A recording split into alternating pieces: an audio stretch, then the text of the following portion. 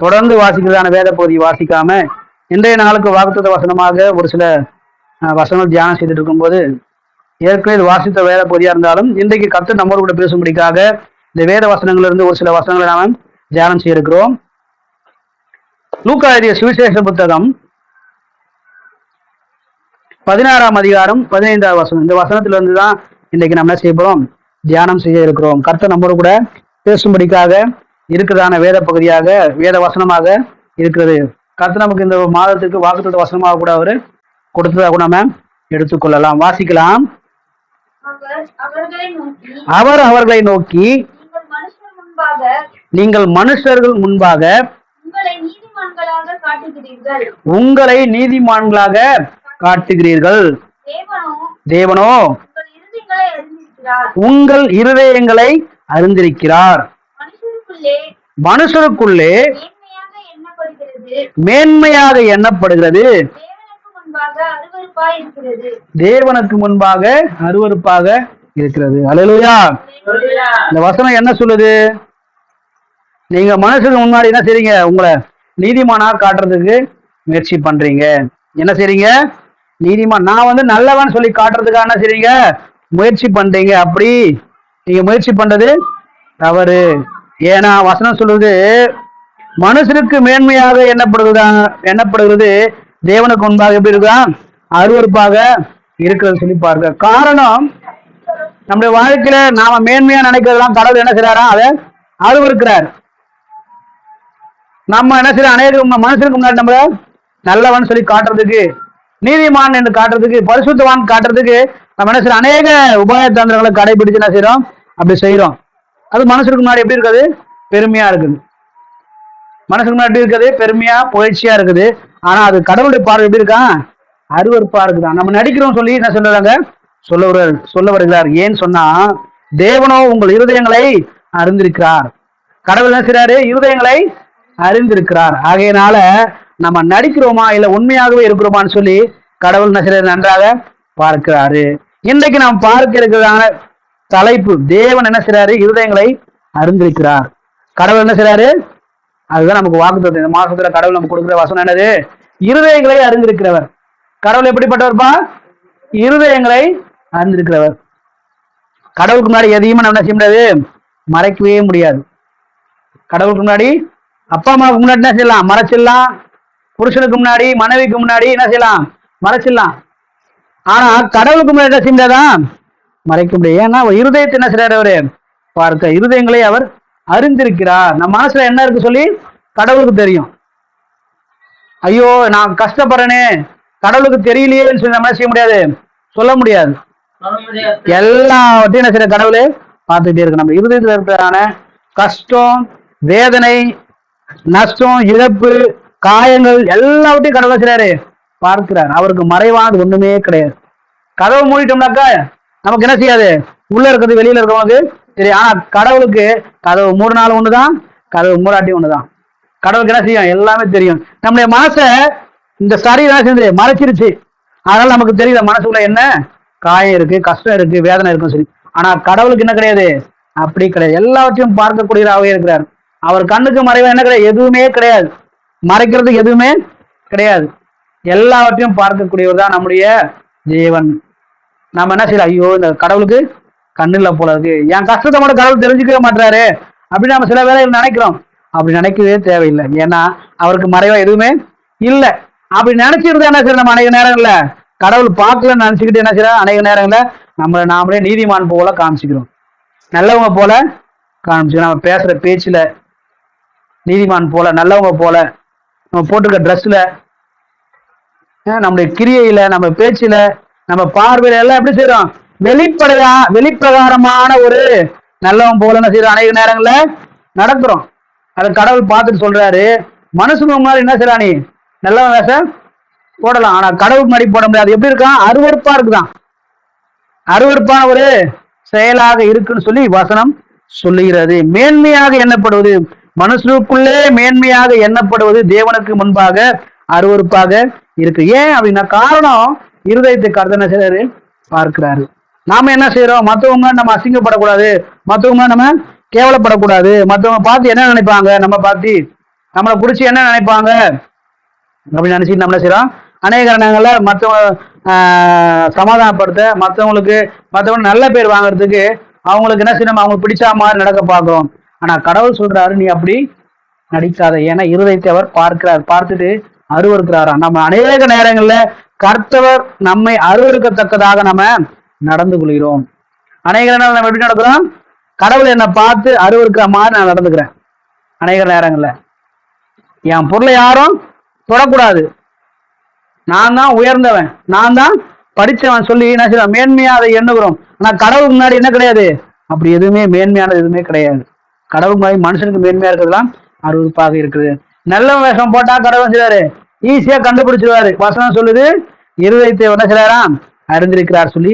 தேவனோ உங்கள் இருதயங்களை அறிந்திருக்கிறார். அப்ப நம்ம இருதயத்தை பார்க்க தேவன் எதை இதெல்லாம் அறிஞ்சு வச்சிருக்கிறாரு, இருதயத்துல என்னென்னலாம் பார்க்கிறாரு நம்ம இன்னைக்கு பார்க்க இருக்கிறோம். முதலாவதாக நம்ம வாசிக்கலாம்,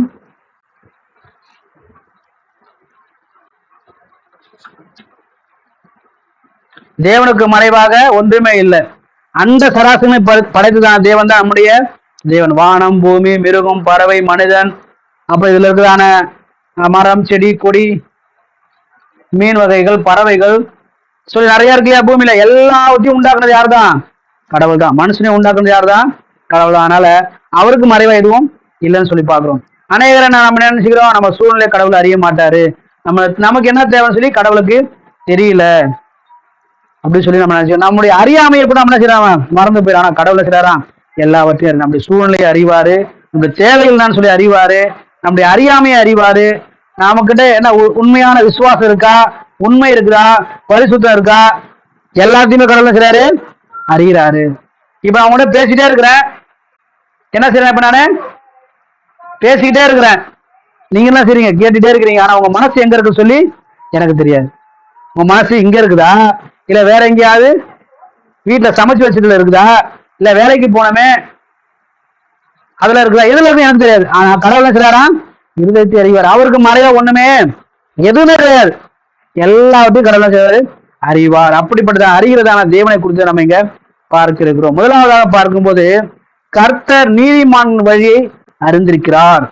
கர்த்தர் என்ன செய்றாரா, நீதிமான் வழியை அறிந்திருக்கிறார். 1 சங்கீதம் 6வது வசனம் வாசிமா.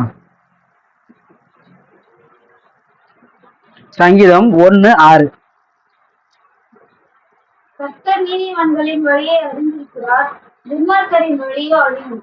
கர்த்தர் என்ன செய்றாரா, அறிந்திருக்கிறார். எதை அறிந்திருக்கிறார், முதல்ல அவரு நீதிமான்களின் வழியை அறிந்திருக்கிறார். நாமளா யாரு, நீதிமான்களா? இயேசு கிறிஸ்து ரத்தத்தினாலே கழுவப்பட்ட நீதிமான்களாக நாம் இருக்கிறோமா? நாமெல்லாம் ரட்சிக்கப்பட்டவங்களா இருக்கிறோமா? இயேசுவை தான் பின்பற்றுறோமா? இல்ல இயேசுவை பின்பற்றோம் சொல்லிட்டு வேற ஏதாவது தங்களுக்கு பிடிச்ச நமக்கு சாதகமா இருக்கிறதான உலக பழக்க வழக்கங்கள் இருக்கிறோமா? கர்த்தர் என்ன செய்யறாரா, நீதிமான் வழியே அறிஞ்சிருக்கிறாரு. அதுல அந்த வசனத்தை அடுத்து துன்மார்க்கன் வழியோ அழியும். அநேக நேரம் நாம் எடுக்கிறதான முயற்சிகள் அழிவுக்கு நேராக, தோல்விக்கு நேராக போறதுக்கு என்ன கர்த்தர் அறிஞ்சிருக்கிறார், நம்ம யாருன்னு சொல்லி. ஆகியனால என்ன செய்யறோம், அநேக நேரங்கள்ல தோற்று போகிறோம். நாம் நீதிமான்களாக இருந்து கடவுளுக்கு பிரியமானவர்களாக இருந்து நடப்போம் சொன்னால் நம்முடைய வழியை அறிவார், நாம் போகிறதான பாதையை அவர் அறிவார். வசனம் சொல்லுகிற பிரகாரம் நீதிமான்கள் வழியை கர்த்தர் என்ன செய்றாரு, அறிகிறாரு. அவர் மறந்துட்டாரு, அவருக்கு தெரியாதுன்னு சொல்லி சொல்ல முடியாது.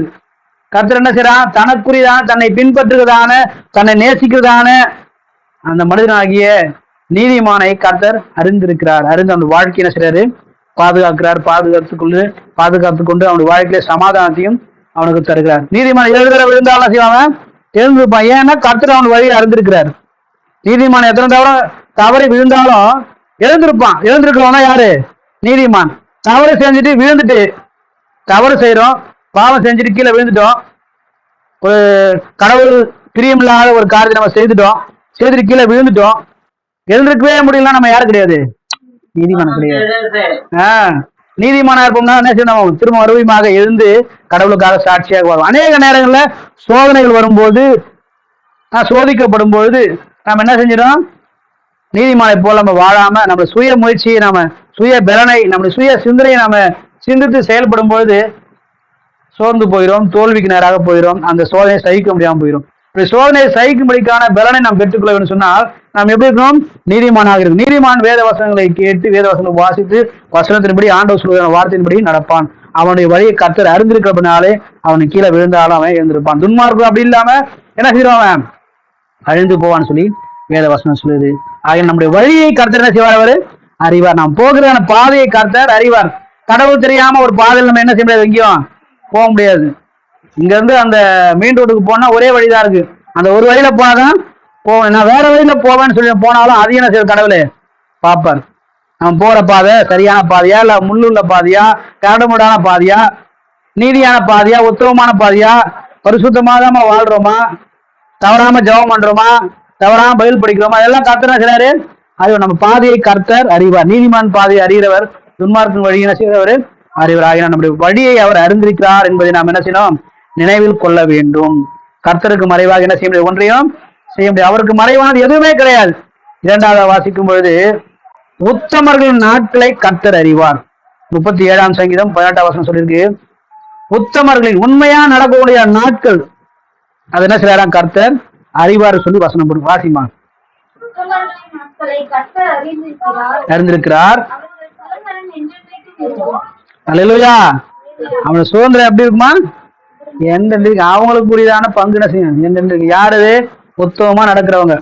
உத்தமமா நடக்கிறவங்களுடைய நாட்கள் எவ்வளவு நாள் அவங்க வாழ்வாங்க, எவ்வளவு நாள் சுகமா இருப்பாங்க, எவ்வளவு நாள் கடவுளுக்கு பிரியமா ஜீவிப்பாங்க.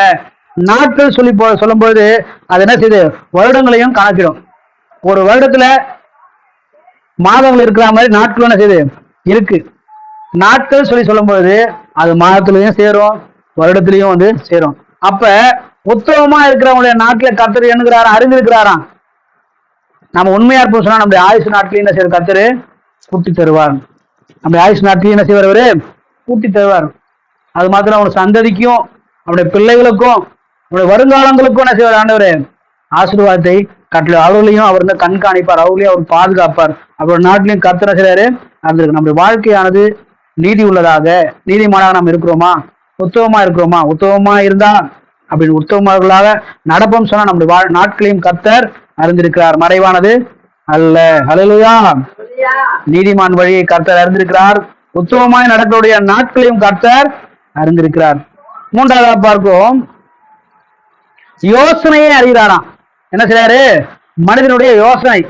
நம்ம யோசிக்கிறோம்ல, நான் யோசிக்கிறது உங்களுக்கு தெரியுமா? தெரியாது. ஏன்னா நான் எதுனா யோசிக்கிறேன், அவங்களுக்கு தெரியாது. ஆனா அவங்க யோசிக்கிறது எனக்கு தெரியும். ஆனா கடவுள் என்ன செய்றாராம்? யோசனையை அறிகிறாராம். நம்ம என்ன யோசிக்கிறோம், நம்ம என்ன சிந்திக்கிறோம், அதையும் கர்த்தர் அறிகிறார் சொல்லி வசனம் சொல்லுது. 94ஆம் சங்கீதம் 11ஆவது வசனம்.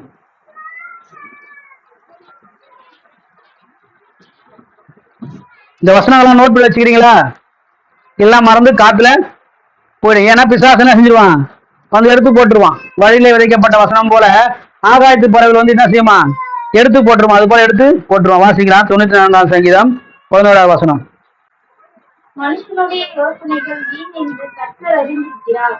அல்லேலூயா. மனுஷனுடைய யோசனை என்ன செய்யறான்? கர்த்தர் அறிஞ்சிருக்கிறார். அநேக நேரங்கள்ல மனுஷன் எப்படி யோசிக்கிறான்? வீணான காரியத்தை தான் யோசிக்கிறான். உலகத்துக்குரிய காரியத்தை தான் யோசிக்கிறான். இன்னைக்கு 100க்கு 99% எப்படிதான் யோசிக்கிறாங்க? உலகத்துக்குரிய காரியங்கள். எப்படி நாம சந்தோஷமா இருக்கு, இந்த பூமியில வாழ்ற நாம எப்படி சந்தோஷமா இருக்கு, எப்படிப்பட்ட ட்ரெஸ் போடுறது, விலை உள்ள ட்ரெஸ் போடுறதா, இல்ல கிழிஞ்சு போன ட்ரெஸ் போடுறதா, இல்ல பழைய ட்ரெஸ் போடுறதா, இல்ல புதிய ட்ரெஸ் வாங்குறதா, எப்படி நம்ம ஆகாரம் சாப்பிடுறது, பிரியாணி செய்யலாமா, இல்ல சாம்பார் செய்யலாமா, நம்ம சாப்பாடு அந்த காரியத்தையே கொடுத்து நம்ம யோசிக்கிறோம். அநேக நேரங்கள் எதுதான் யோசிக்கிறோம்? நம்ம சாப்பாடு தான் முதல் நம்ம யோசிக்கிற. என்ன சாப்பிடுறது, இன்னைக்கு என்ன சமைக்கிறது, ட்ரெஸ் எந்த ட்ரெஸ் போடுறது, பீரோ ஃபுல்லா ட்ரெஸ் இருந்தாலும் எந்த ட்ரெஸ் போடுறது சொல்லி யோசனை. அப்போ எந்த ஊருக்கு போகலாம், எந்த சொந்தக்காரங்க வீட்டுக்கு போகலாம், நம்ம சிந்தனை எல்லாம் எப்படி இருக்கு? அப்படி என்ன பொருள் வாங்கலாம், இந்த பொருள் வாங்கலாமா, ஆன்லைன்ல வாங்கலாமா, இல்ல ஆஃப்லைன்ல கடையில போய் வாங்கலாமா, இந்த யோசனை எல்லாம் எப்படி இருக்கு? இப்படியே தான் இருக்கு. மொபைல் போன் இருந்தா மொபைல் போன்ல என்ன வீடியோ, என்ன ரீல்ஸ், என்ன யூடியூப்ல ஃபேஸ்புக்ல பார்க்கலாம், நம்ம எண்ணங்கள்லாம் எப்படி இருக்கு? டிவில என்ன படம் பார்க்கலாம். நம்ம சிந்திக்கிறதெல்லாம் அநேக நேரங்கள்ல எப்படிதான் இருக்கு, நமக்கு சந்தோஷத்தை தரக்கூடியதான காரியத்தை இயேசு வந்து நம்ம செய்யறோம், யோசிக்கிறோம். நம்ம யோசிக்கிறதுலாம் கர்த்தர் என்ன செய்வாரா, பார்த்துட்டே இருப்பாராம். மனிதனுடைய யோசனை எல்லாம் எப்படிதான் இருக்கான், வீணானதான் யோசிக்கிறானா. என்றைக்கா ஒரு நாள் நம்ம ஜெபம் பண்ணலாமா, நம்ம கொஞ்ச நேரம் டைம் கிடைச்சிருக்கு, இப்ப ஜெபம் பண்ணலாமா, பைபிள் படிக்கலாமா.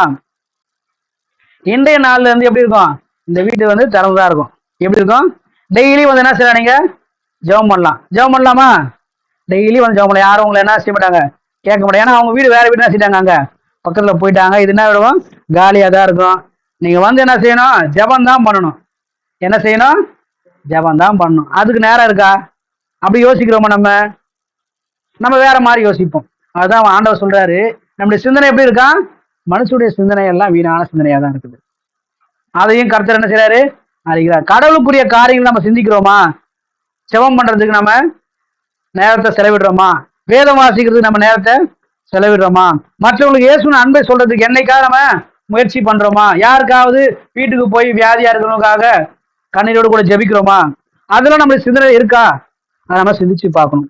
என்ன வசனம் சொல்லுது, அநேக நேரங்கள்ல மனுஷன் எப்படிதான் செய்யறானா, வீணான சிந்தனை உள்ளவனா இருக்கலாம், சுயநலம் உள்ளவனாகவே காணப்படுகிறான்னு சொல்லி பார்க்கும். ஆகிய நமக்கு கொடுக்கப்பட்டதான அந்த நேரத்தை நம்ம என்ன செய்யக்கூடாது, வீணடிக்க கூடாது. நம்முடைய சிந்தனையானது கர்த்தருடைய பார்வையிலே அருமையானதா இருக்கத்தக்கதாக இருக்க வேண்டும். இல்லைன்னு சொன்னா நம்முடைய சிந்தனை எல்லாம் வீணானது சொல்லி வசனம் சொல்லுது. மனிதனுடைய யோசனையோ சிந்தனையோ எப்படி இருக்குதா, வீணானதா இருக்குது. அதையும் கர்த்தர் அறிவார்.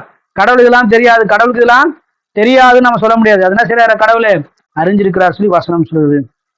4வதாக பார்க்கிறோம், 103ஆம் சங்கீதம் 13ஆம் வசனம், தேவன் நம்மை பற்றி அனைத்தையும் அறிந்திருக்கிறார். நம்மளை குறிச்சு என்ன செய்வாரு, எல்லாவற்றையும் கர்த்தரு அறிந்திருக்கிறாராம். நம்மை குறித்து கடவுளுக்கு தெரியாத காரியம் ஒண்ணுமே இல்லை, எல்லாமே தெரியும் நம்மை பற்றி. என்னை குறித்து என்ன செய்யும், கடவுளுக்கு எல்லாமே தெரியும் அப்படி சொல்லி இந்த வசனம் சொல்லப்பட்டிருக்கு. 5வதாக பார்க்கிறோம், ரகசிய செயலை கர்த்தர் அறிகிறார். நம்முடைய ரகசியமா நம்ம சில வயசுல யோசிக்கிறோம் இல்லையா, சில நேரம் ரகசியமா யாருக்கும் தெரியாது, ரகசியம் சொல்லி நம்ம யோசிக்கிறோம் இல்லையா, அதையும் என்ன செய்யறாராம், கர்த்தர் அறிஞ்சிருக்கிறாராம். பிரசங்கி 12:13 வாசிமா.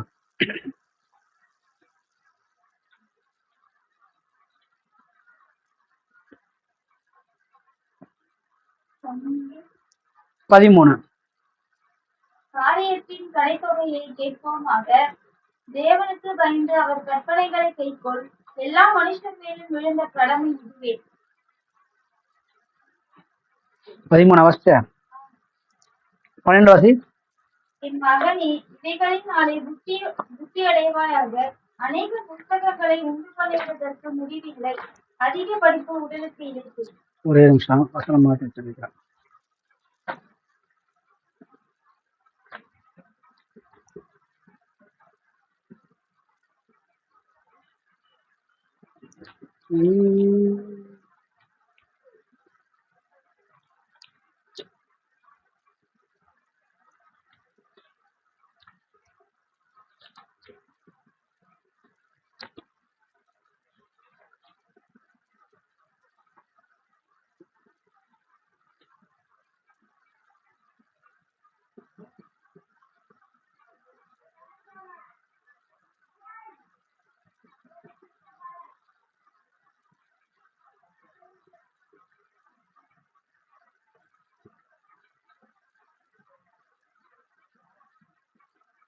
ம்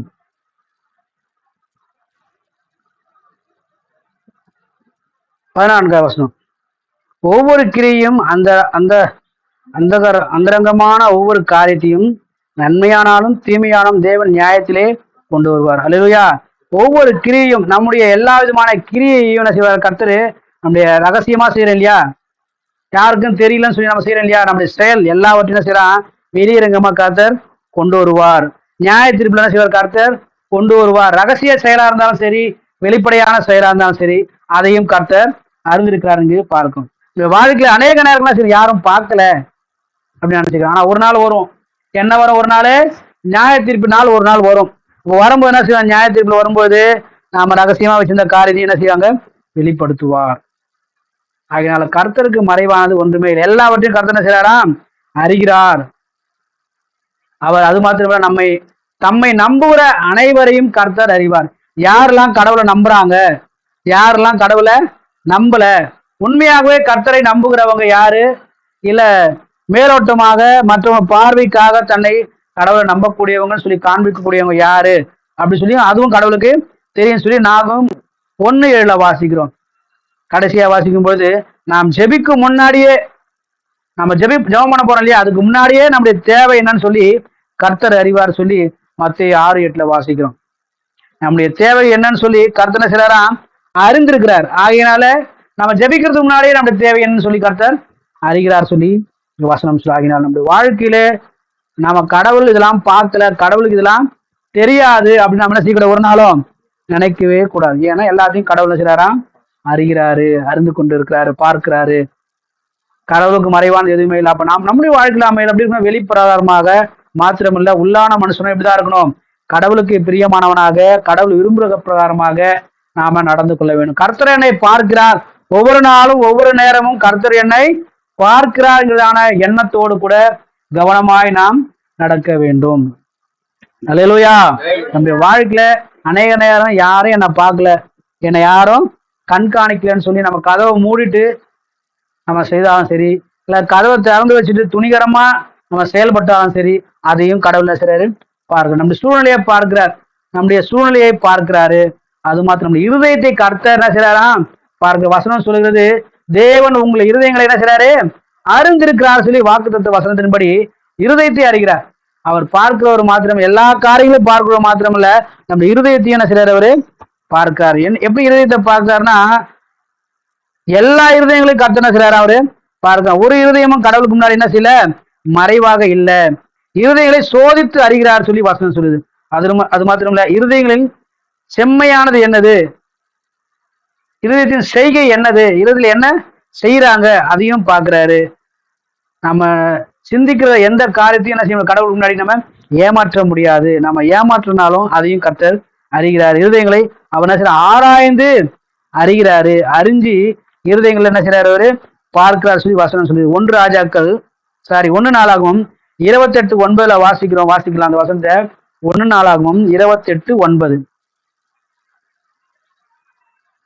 என் குமாரனாகிய சாலமோனே, பிதாவின் தேவனை அறிந்து அவரை உத்தம இருதயத்தோடும் உற்சாக மனதோடும் தேடி கர்த்தர் எல்லா இருதயங்களையும் ஆராய்ந்து நினைவுகளின் தோற்றங்களை எல்லாம் அறிகிறார். அல்லேலூயா.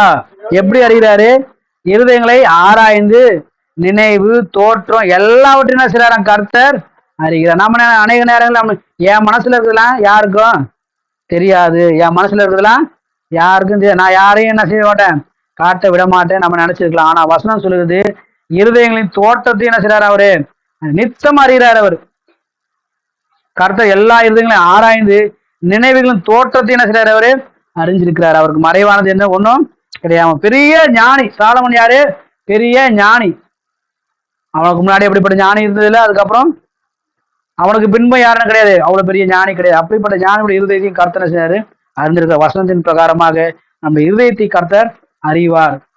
நம்ம இதயத்துல கஷ்டம் இருக்கும் சொன்னா, நம்ம இதயத்துல கவலைகள் போராட்டம் இருக்கும் சொன்னா, குடும்பத்தை குறித்து, பிள்ளைகளை குறித்து, எதிர்காலத்தை குறித்து, நம்முடைய சூழ்நிலையை குறித்து, நம்முடைய மனதிற்கான எல்லா விதமான காயங்களையும் கர்த்தர் செய்வது அறிந்திருக்கார். மறைவானது ஒண்ணுமே. அதே நேரங்களில் நம்ம இருதயத்துல மற்றவர்களை குறித்து தவறாக எண்ணிருப்போம் சொன்னா, அதையும் என்ன செய்வார் கர்த்தர் அறிவார். அவருக்கு மறைவானது ஒன்றுமில்லை. சங்கீதம் 7ஆம் சங்கீதம் 9ஆம் வசனம் சொல்லுது, இருதயங்களை என்ன செய்றார் அவர் சோதித்து அறிகிறார்.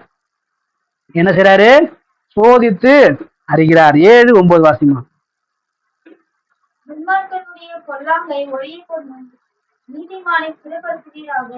நீதியுள்ளவராயிருக்கிற தேவரீர் இருதயங்களையும் உள்ளங்களையும் சோதித்தறிகிறார். என்ன செய்றார் அவரு இருதயங்களை சோதித்து அறிகிறார். அநேக நேரங்கள் நம்ம சோதிக்கப்படுறோம் இல்லையா, மனசுல என்ன செய்யும், ஒரு சில அலை மோதக்கூடியதான போராட்டம் தரக்கூடியதான சூழ்நிலை வரும்போது நம்ம சோதிக்கப்படுறோம். இதை நம்ம செய்யலாமா செய்யக்கூடாது, இது கடவுளுக்கு விருப்பம் இல்லையான்னு சொல்லி அநேக நேரம் சோதிக்கப்படுறோம் இல்லையா. அது யாருடைய வேலை? அது கடவுள் சோதிச்சு பாக்குறாரு. உன் இருதயத்துல நீ எப்படி நடந்து கொள்கிற, கடவுளுக்கு விருப்பமா நடக்கிறியா, கர்த்தருக்கு விருப்பமா நடக்கிறியா, இல்ல உன்னுடைய சுய விருப்பத்தின்படி நடக்கிறியான்னு சொல்லி அவரு இருதயங்களை சோதித்து அறிகிறார். மூன்றாவது பார்க்கும்போது இருதயத்தின் செய்கைகளை அறிகிறார் சொல்லி 33ஆம் சங்கீதம் 15ஆம் வசனத்துல வாசிக்கும். அது மாத்திரமில்ல, நீதிமொழிகள் 24:12 வாசிக்கிறோம். நாம் ஏமாற்ற முடியாதபடிக்கு கர்த்தர் என்ன செய்றாராம் அறிந்திருக்க. அந்த நீதிமொழிகள் மட்டும் வாசிக்கலாம். 24:12. அநேக நேரம் நம்ம என்ன செய்யறோம், ஏமாத்திடலாம், இவங்களை என்ன செய்யலாம், இவங்களுக்கு தெரியாம மறைச்சிடலாம் நினைக்கிறோம். ஆனா கடவுள் என்ன செய்றாராம், அப்படி ஏமாற்ற முடியாதபடிக்கு அதை அறிகிற. வாசிமா. அதை அறியும் என்பாயாகி இருதயங்களை சோதிக்கிறவர் அறியாரோ, உன் ஆத்மாவை காக்கிறவர் கவனியாரோ, அவர் மனுஷருக்கு அவனவன் கிரியைக்கு தக்கதாக பலனளியாரோ. கடவுள் என்ன செய்றாரா, அவனுடைய கிரியைக்கு தக்கதாக பலனளிக்கும்படிக்காக அவர் இருதயங்களை அறிந்திருக்கு. நம்ம என்ன அநேக நேரங்களில் ஏமாத்திடலாம், அவர் தெரியாம செஞ்சிடலாம், அவர் பார்க்க மாட்டாரு, என் கஷ்டம்லாம் கடவுளுக்கு தெரியாது, என் கஷ்டம் என் வேதனை கடவுளுக்கு தெரியாது, ஏன்னா நான் பண்ற பாவம் கடவுளுக்கு தெரியாது, என்னுடைய சூழ்நிலை என்னுடைய நெருக்கம் கடவுளுக்கு தெரியாது நம்ம நினைச்சுக்கலாம். ஆனா கடவுளுக்கு தெரியாம எதையுமே நம்ம செய்ய முடியாது. எல்லாவற்றுக்கும் ஒரு என்ன செய்யாது பதில் உண்டு, எல்லாவற்றுக்கும் ஒரு பலன் உண்டு. நன்மையான கிரியை நம்ம சிந்திச்சோம் சொன்னா, யோசிச்சோம் சொன்னா, இறுதியில வச்சிருப்போம் சொன்னா, நல்லது நம்ம இறுதியில வச்சிருந்தா அதற்கேற்ற பலனை தருவாரு. தீமையை, கடவுளுக்கு பிரியமில்லாத அருவருப்பை, பாவத்தை நமக்கு நம்ம இருதயத்துல வைராக்கியத்தை வச்சிருப்போம் சொன்னா அதுக்கான பலனையும் கடவுள் என்ன செய்வார், நமக்கு தருவார். எல்லாவற்றையும் கடவுள் என்ன செய்றாரு, சோதித்து அறிகிறார். இருதயங்களை என்ன செய்றாரு, அவரு சோதித்து அறிகிறார் சொல்லி பாருங்க. அது மாத்திரம் இல்லாம இருதயங்களை ஆராய்ந்து என்ன செய்றாரு, அவரு அறிகிறார் சொல்லி நம்ம இன்னொரு வசனத்துல பார்க்கிறோம். இருதயங்களை ஆராய்ந்து ஆவியினால் என்ன செய்றாராம், இருதயங்களின் சிந்தனைகளையும் அறிகிறார் சொல்லி ரோமர் 8:27 வாசிக்கும். அப்படி இருதயங்களை ஆராய்ந்து அறிகிற தேவன், நம்முடைய எல்லாவித காரியம் அறிந்திருக்கிற தேவன் நம்ம எப்படி நடக்கணும்னு சொல்லி விரும்புகிறார் சொன்னா, இருதயங்களை ஆராய்ந்து பரிசுத்த ஆவியை என்ன செய்றார், அவருக்கு தருகிறார். பரிசுத்த ஆவியால் நிரம்பி நாம நடக்கணும்னு சொல்லி அப்போஸ்தலர் 15 அதிகாரம் 8 வசனத்துல வாசிக்கிறோம். வாசிங்க. அப்போஸ்தலர் நடவடிக்கை புத்தகம் 15 அதிகாரம் 8 வசனம்.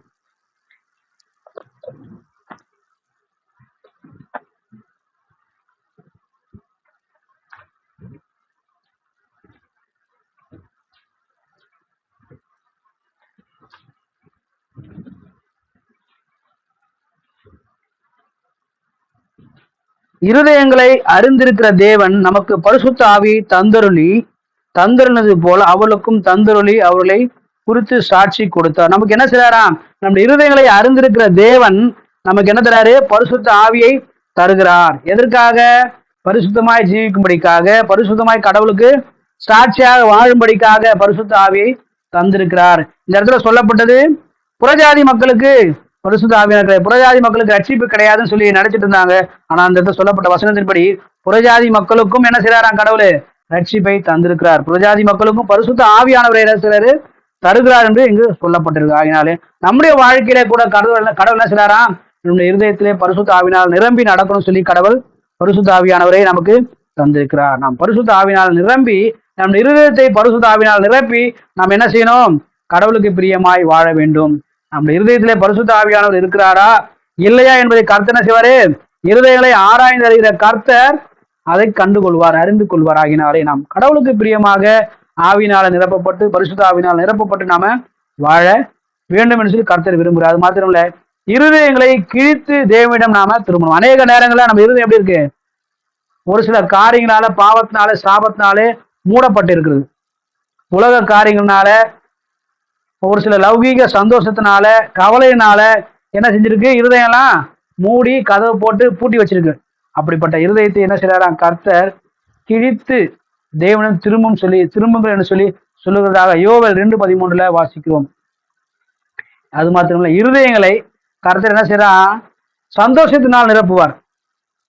இருதயங்களை கர்த்தர் பார்க்கிறவர். எதுக்காக இருதயங்களை பார்க்கிறாரு, எதுக்காக எல்லாத்தையும் அறிஞ்சிருக்கிறாருன்னா, நம்முடைய வாழ்க்கையில சந்தோஷமா இருக்கணும். நம்ம இருதயம் எப்படி இருக்கணும், சந்தோஷமா இருக்கணும். சந்தோஷமா இருக்கணும், மறுபடியும் சந்தோஷமா இருக்கணும். வசனம் சொல்லுகிற பிரகாரமாக நாம சந்தோஷமா இருக்கணும்னு சொல்லி தான் கர்த்தர் இருதயத்தை பார்க்கிறார். கர்த்தருக்கு மறைவானது எதுவுமே கிடையாது. நம்ம இருதயத்தை எதுக்காக பார்க்கிறாரு, இருதயம் சந்தோஷமா இருக்குதா, சந்தோஷமா இருக்குன்னு சொல்லி கடவுள் விரும்பிதான் பரிசுத்த ஆவியானவரை தர்றாரு. அப்படி பார்க்கும்போது அநேக நேரங்கள்ல நம்மளுடைய இருதயம் எப்படி இல்லை, சந்தோஷமா இல்லை. காரணம் பரிசுத்த ஆவியான உள்ள இல்லாதனால நம்ம என்ன செய்யல, நம்ம இருதயத்துல சந்தோஷம் இல்லாதபடி இருக்கிறது. அப்படி சந்தோஷமா இருக்கும்படிக்காக கர்த்தர் நம்ம இருதயங்களை பார்க்கிறார். பார்த்து பரிசுத்த ஆவியனை தந்து பரிசுத்த ஆவியனுடைய விருப்பத்தின்படி நம்முடைய வாழ்க்கை மாற்றி நாம் நடக்கும் பொழுது நிச்சயமாக நம்ம இருதயங்களே சந்தோஷம் உண்டாகும். அல்லேலூயா. அது மாத்திரம் இல்ல, விசுவாசத்தால் இருதயங்களை நம்ம என்ன செய்யணும்? ஸ்திரப்படுத்த வேண்டும், சுத்தமாக்க வேண்டும். அந்த வசந்த வாசிகள் அப்போஸ்தலர் 15:9 சொல்லிருக்கு. விசுவாசத்தினாலே அவர்கள் இருதயங்களை அவர் சுத்தமாக்கி நமக்கும் அவர்களுக்கும் யாதொரு வித்தியாசமும் இராதபடி செய்தார். விசுவாசத்தினாலே இருதயங்களை என்ன செய்யறாரு? அவரு சுத்தமாக்குறாரு. அநேக நேரங்கள் நமக்கு விசுவாசம் இல்லாம போயிடுச்சுன்னா இருதயம் எப்படின்னா ஆயிடும்? அசுத்தமாக மாறிடும். நம்ம இருதயம் எப்படி ஆயிடும்? அசுத்தமா மாறிடும். ஏன்? விசுவாசம் இல்லாதனால. இப்ப நம்ம இருதயம் சுத்தமாக வேண்டும் சொன்னா நம்ம இருதயத்துல என்ன வேணும்? நம்ம இருதயத்துக்கு விசுவாசம் வேண்டும். விசுவாசம் உள்ளவர்களாக இருக்கும்போது நம்ம இருதயம் சுத்தமாகும். கடைசி வசனமா வாசிக்கும் பொழுது இருதயங்களை என்ன செய்வாராம்? ஸ்திரப்படுத்துவார், உறுதிப்படுத்துவார். இருதயங்களை அவர் உறுதிப்படுத்துவார். இதற்காகத்தான் கர்த்தர் என்ன செய்றாரு? ஒவ்வொரு மனிதனுடைய இருதயங்களையும் அறிந்து ஆராய்ந்து பார்க்கிறார். யாக்கோபு 5:8 இப்படியா சொல்லுறது. 5:8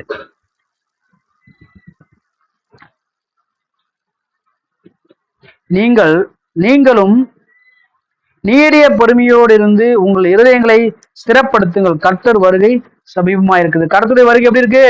சமீபமா இருக்கு. அதனால இருதயங்களை நம்ம என்ன செய்யணும்? ஸ்திரப்படுத்தணும். நம்ம இருதயங்களை ஸ்திரப்படுத்தும்படிக்காக கர்த்தர் விரும்புகிறார். பரிசுத்த ஆவினாலே நாம் நிரப்பப்பட்டு சந்தோஷத்தினாலே மூழ்கி நம் இருதயம் ஸ்திரமாக இருக்கணும்னு சொல்லிதான் கர்த்தர் விரும்பி ஒவ்வொரு மனுஷனுடைய இருதயத்தையும் பார்க்கிறார். அவருக்கு மறைவானது ஒண்ணுமே கிடையாது. கர்த்தர் சொல்லுற வசனத்தின் பிரகாரம் எப்படி இருக்கான்? இந்த இருதயங்களை ஆராய்ந்திருக்கிற தேவன், இருதயங்களை அறிந்திருக்கிற தேவன் ஒவ்வொரு இருதயத்தையும் பார்க்கிற. எதுக்காக? பரிசுத்த ஆவினால் நிரம்பியிருக்கிறாங்களா? விசுவாசத்தினாலே சந்தோஷமா இருக்கிறாங்களா? அவங்க விசுவாசத்தினால சந்தோஷமா இருக்கிறது முதல்ல. இருதயம் எப்படி இருக்கு? ஸ்திரமா இருக்குதா? கர்த்தருடைய வருகை சமீபமா இருக்கு அப்படின்னாலே இருதயம் ஸ்திரமா இருக்குதான்னு பார்க்கும்படிக்காக கர்த்தனை சில ஒவ்வொரு மனிதனுடைய இருதயங்களும் பார்க்கும்பொழுது அநேக மனிதனுடைய இருதயம் கரையினாலும் கசப்பினாலும் போராட்டத்தினாலும் வேதனையினாலும் நிறைந்திருக்குது. ஆகினால கர்த்தர் சொல்லுவார், நம்முடைய வாழ்க்கையிலே நம்மை ஆராய்ந்து பார்க்கிற தேவன், நம்முடைய இருதயங்களை ஆராய்ந்து பார்க்கிற தேவன் நமக்கு ஒருவர் உண்டு. நம்முடைய இருதயங்களை ஆராய்ந்து பார்க்கிற தேவன் நம்முடைய வாழ்க்கையிலே நமக்கு பரிசுத்த ஆவியை தந்து விசுவாசத்தினாலே நம்முடைய இருதயங்களை நிரப்பும்படிக்காக, சுத்தம் செய்யும்படிக்காக, சந்தோஷத்தினாலே நிரப்பும்படிக்காக, கர்த்தருடைய வருகை சமீபமா இருக்கு அப்படின்னாலே நம்ம இருதயங்களை ஸ்திரப்படுத்தும்படிக்காக கர்த்தர் விரும்புகிறார். நாமே நாம் விட்டு கொடுக்க. ஆண்டவரே, இருதயத்தை நிரப்புங்க, ஆவினாலே இருதயத்தை நிரப்புங்க, சந்தோஷத்தினால இருதயத்தை நிரப்புங்க, விசுவாசத்தினால இருதயத்தை நிரப்புங்க. நான் உறுதி உள்ள ஸ்திரமுள்ள ஒரு இருதயம் உள்ளவனாக காணப்பட, இந்த விசுவாசமான ஸ்திரமாக உறுதியாக இருக்கத்தக்கதாக எனக்கு உதவி செய்யும் சொல்லி ஆண்டவரத்துல கேட்கிறோம். அநேக நேரங்கள் நம்ம கடவுளை என்ன பார்க்கலன்னு சொல்லி நம்ம சொல்லுறோம். அப்படி சொல்லக்கூடாது. ஏன்னு சொன்னா கடவுள் எல்லாத்தையும் பார்க்கிறார். கடவுளுக்கு மறைவானது ஒண்ணுமே கிடையாது. கடவுளுக்கு மறைவானது ஒண்ணுமே கிடையாது. அவர் பெரிய ஞானி. அவர் எப்படிப்பட்டவர்? அவரு பெரிய ஞானி, பெரிய அற்புதம் செய்யக்கூடியவர். அவர் பரிசுத்தம் உள்ள தெய்வம். அவருக்கு மறைவானது ஒண்ணுமே கிடையாது. எல்லாவற்றையும் கர்த்தர் அறிந்திருக்கிறார். அதனாலதான் இருதயங்களையும் பார்க்கிறார். இருதயங்களை பார்த்து இருதயங்கள் இருக்குதான கசப்பு, இருதயங்கள் இருக்குதான காயங்கள் எல்லாவற்றையும் கர்த்தர் மாற்றும்படிக்காக கர்த்தர் என்ன செய்றாரு? கிரீஷர். ஆகினால இந்த முதல் நாளே, வாரத்தின் முதலாம் நாள்ல, இந்த மாதத்தின் முதல் நாள்லே கர்த்தரை ஆராதிக்க வந்திருக்க நாம் நம்முடைய வாழ்க்கையிலே நம்ம இருதயம் எப்படி இருக்கிறது? கர்த்தருக்கு முன்பாக சுத்தமுள்ளதாக இருக்கிறதா? கர்த்தர் என்னை ஆராய்ந்து பார்க்கிற உள்ளந்திரியங்களை என்ன செய்றாரு? அவரு ஆராய்ந்து பார்க்கிறார். மனசுக்குள்ள இருக்கிறத ஆராய்ந்து பார்க்கிறாராம். நம்முடைய நினைவு தோற்றம் உருவாதுக்கு முன்பாகவே நம்ம என்ன பேச போறோம், என்ன சொல்ல போறோம் என்பதை கர்த்தர் அறிந்திருக்கிறாரு சொல்லி வசனம் சொல்லுகிறார். ஆகினால் நம்ம இருதயங்களை நாம ஆண்டவருக்கு நேராய் திருப்புவோம். கர்த்தர் நம்மோடு கூட பேசும்படிக்காக இருதயங்களை கர்த்தர் பரிசுத்த ஆவியினாலே, சந்தோஷத்தினாலே, விசுவாசத்தினாலே நிரப்பும்படிக்காக கர்த்தருடைய வருகை எப்படி இருக்கு? மிக மிக சமீபமா இருக்கிறது. அவர் வருகையிலே நாம் காணப்படத்தக்கதாக, குற்றமற்றவர்களாக, கருதி அற்றவர்களாக காணப்பட கர்த்தர் நமக்கு உதவி செய்யும்படிக்காக ஆண்டவரத்திலே நாம கேட்போம். தலைகளை தாழ்த்தி ஆண்டவரத்திலே ஆண்டவர் நோக்கி பார்ப்போம். கர்த்தர் நம்மளுடைய பேசின வசனங்களுக்காக, வார்த்தைகளுக்காக ஆண்டவருக்கு நன்றி செலுத்தி ஆண்டவர் நோக்கி பார்த்து, கர்த்தாவே எங்களுக்கு நீர் பேசின வசனங்களுக்காக நன்றி செலுத்துறோம் ஆண்டவரே. நாங்கள் ஆண்டவரே அப்பா